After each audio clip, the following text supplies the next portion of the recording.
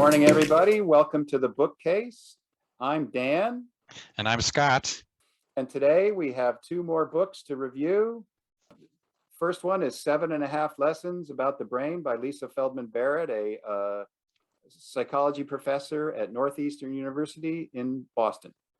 And the second book is Thinking in Bets by Annie Duke, who is a cognitive scientist, but is better known as an award-winning poker player. And Dan, why these two books? They have common themes, and I personally think they relate to mental health and behavioral therapy in a lot of ways, and the overlap is really fertile ground for not only interesting discussion but interesting ideas for therapists, really.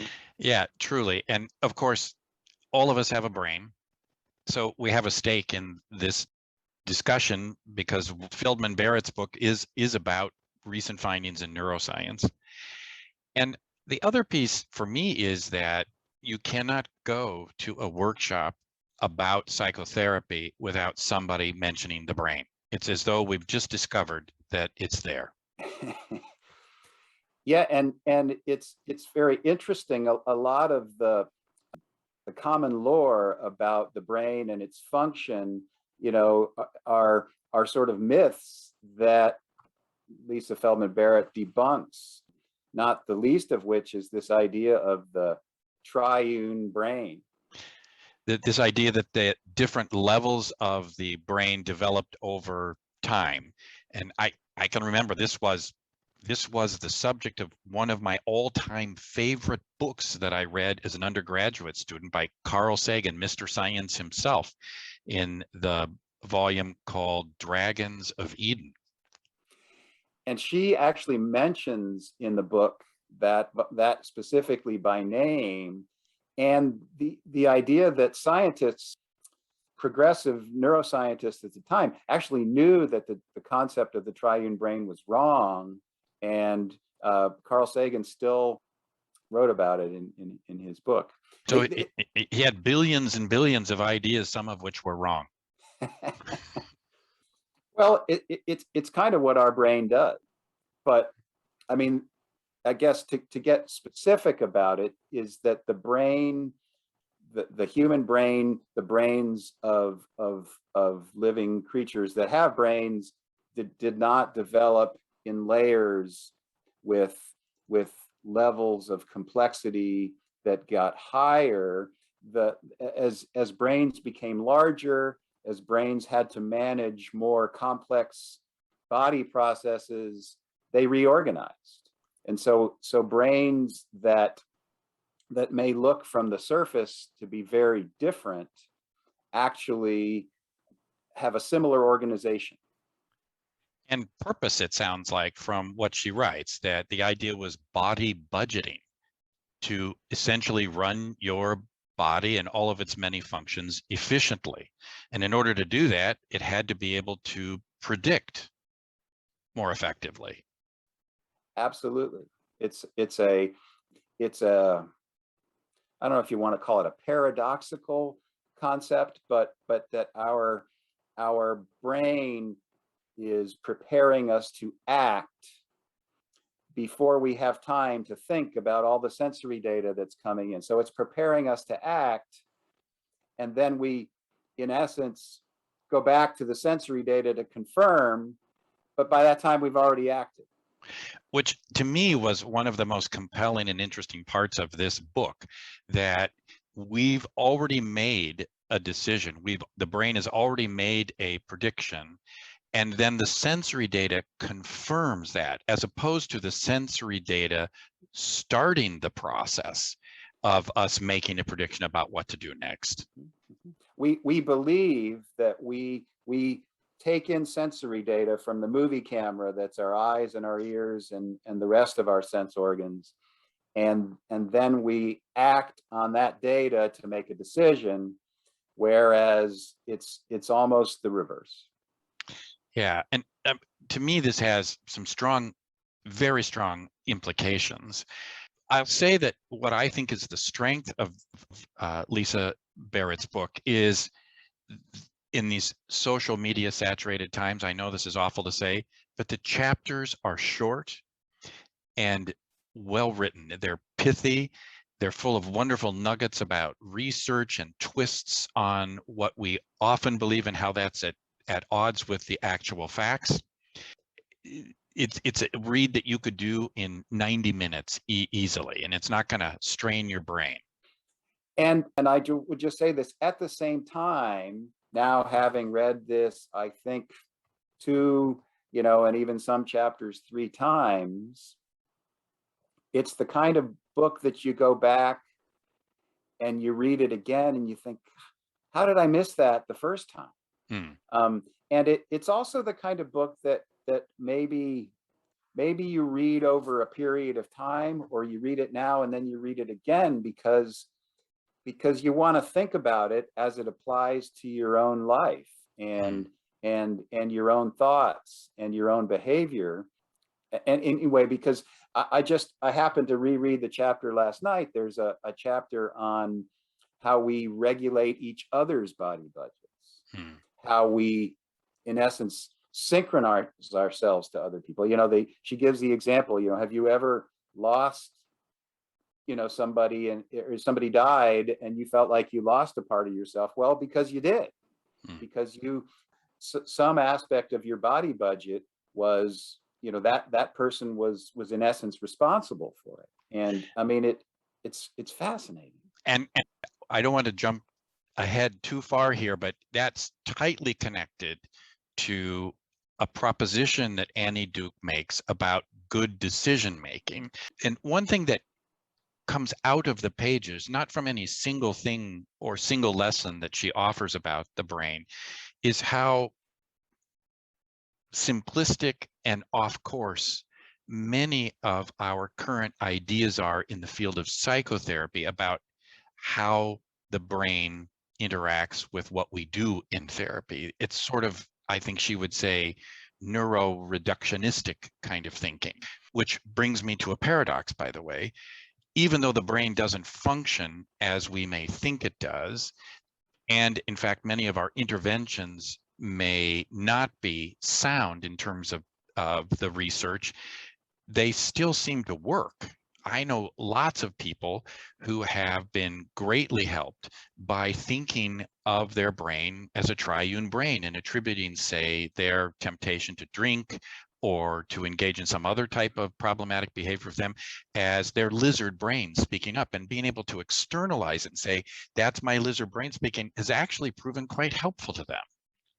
Right. It kind of reminds me of, well, we have this incredibly complex organ between our ears, and we're learning more and more about its function. But I don't know that necessarily changes our behavior or helps us know how to behave, or in essence, make better decisions. And so here's something that I think was a very interesting exercise that Annie Duke offered to prove that exact point, that our knowledge about the brain doesn't necessarily translate into better decisions or even more effective therapeutic actions. So she asks you to consider the following question. Think about, over the last 2 years, the worst decision that you've made. And Annie Duke says that she's asked this in large audiences and with CEOs of big corporations.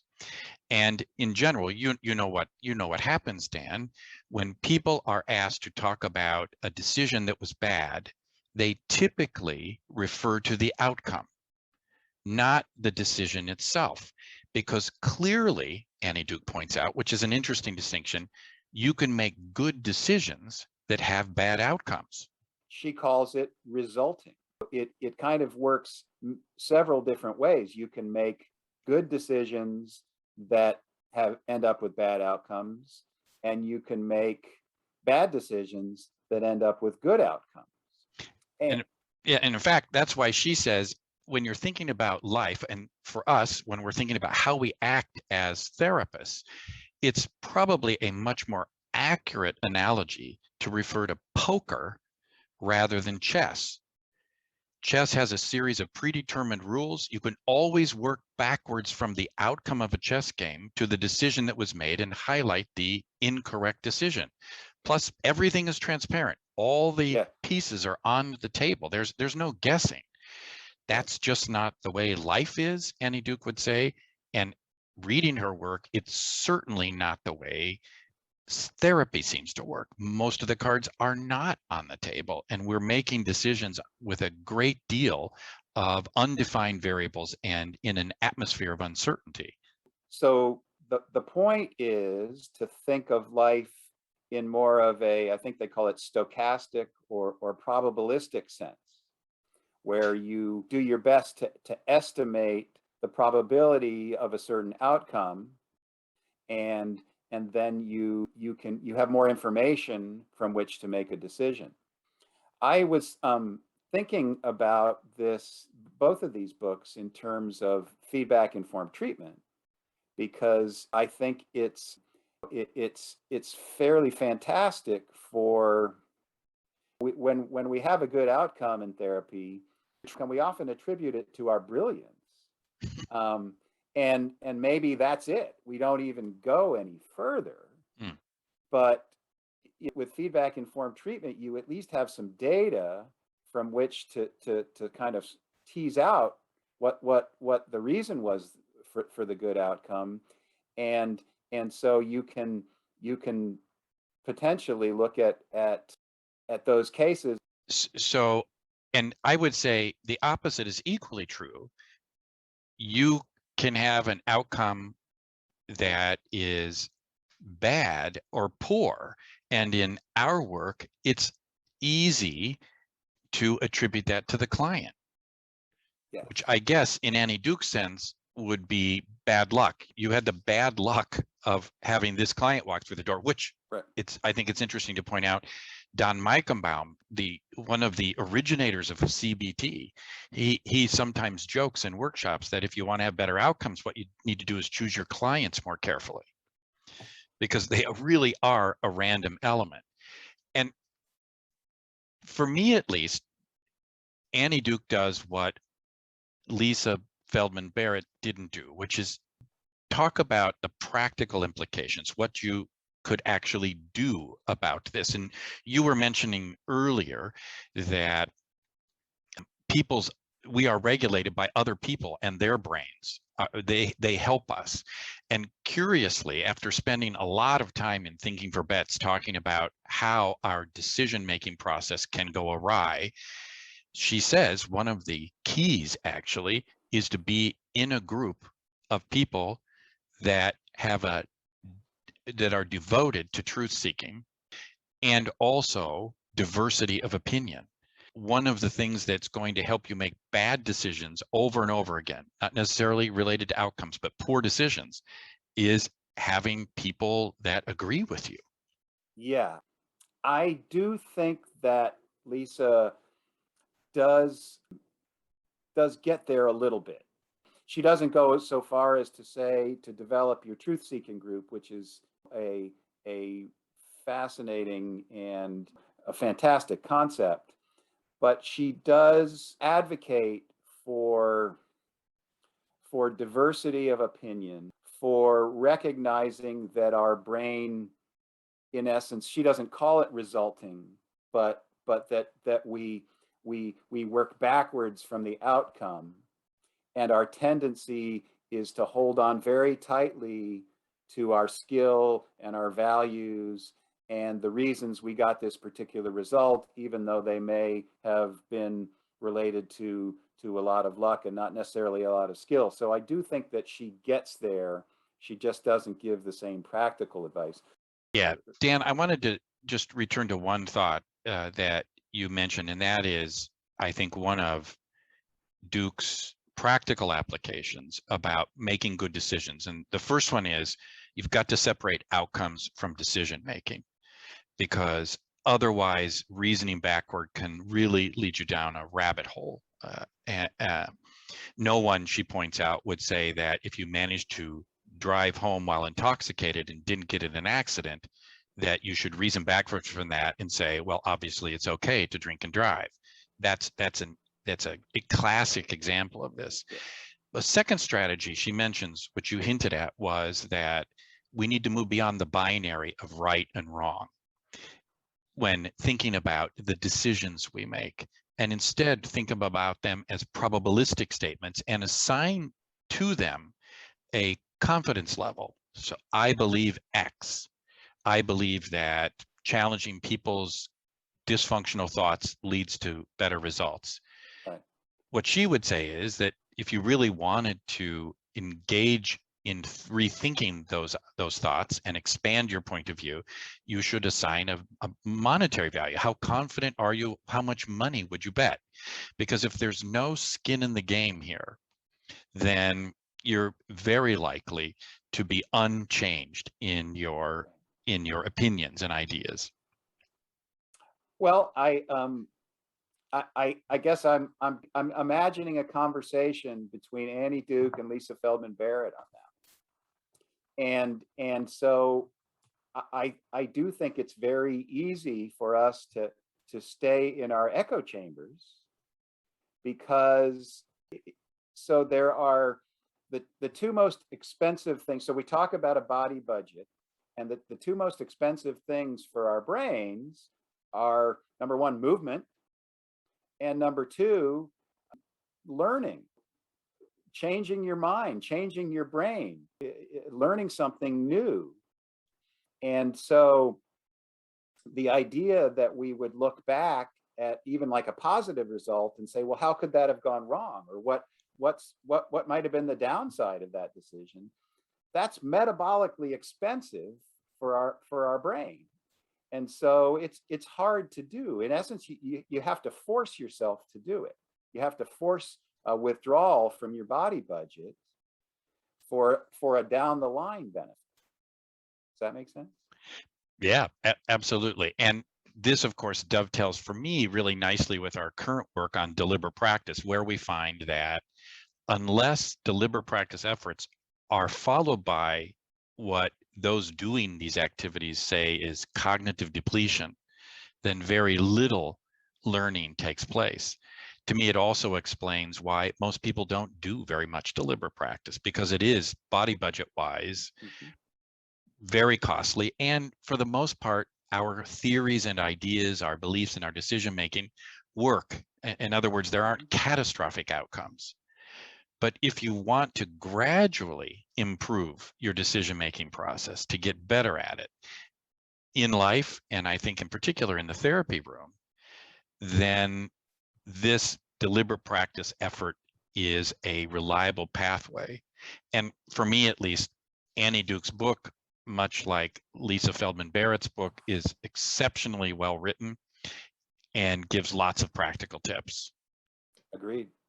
Hey, Dan, as a way of sort of wrapping things up here, I'm wondering, thinking and trying to apply some of what Annie Duke might say would be a good activity. What would, if you were able to speak to Lisa Feldman Barrett and ask her, what's a really solid reason not to read this book? What might she say? I think she'd say, if you're comfortable in your own echo chamber, if you want to keep your body budget just in balance, maybe just chugging along, go ahead. You don't need to read the book, but if you're interested in a little bit of swing in your body budget with the pretty good potential that you could get way over budget, you might want to read the book, because it'll affect your brain in a positive way. So say you are deciding whether or not to read the book, and the book's probably going to take you 4 or 5 hours to read. And what else could you be doing in that 4 or 5 hours? You could watch a few Ted Lassos on Netflix, or maybe you could surf the net for a while and Have sex with your partner. You could have sex with your partner for 4 or 5 hours. From our last podcast, you could smoke some pot. you could find a way to use drugs. Yeah, absolutely.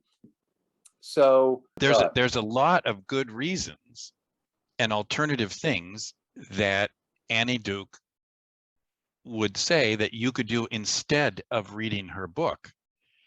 And I think Barrett would say it's important to consider those things before you just decide to go out and get them and read them thinking it's going to make your life somehow different or improved or even enjoyable. There's opportunity costs. I'm having a little thought here too. I mean, this book is profound for me. Has it altered my body budget in a way that it'll keep on giving to me? And I suspect it has. And I think Annie Duke would say, how much are you willing to bet on that? Right, for sure. We'll be back in a short while with episode 3. Thanks, Dan. Thanks, Scott.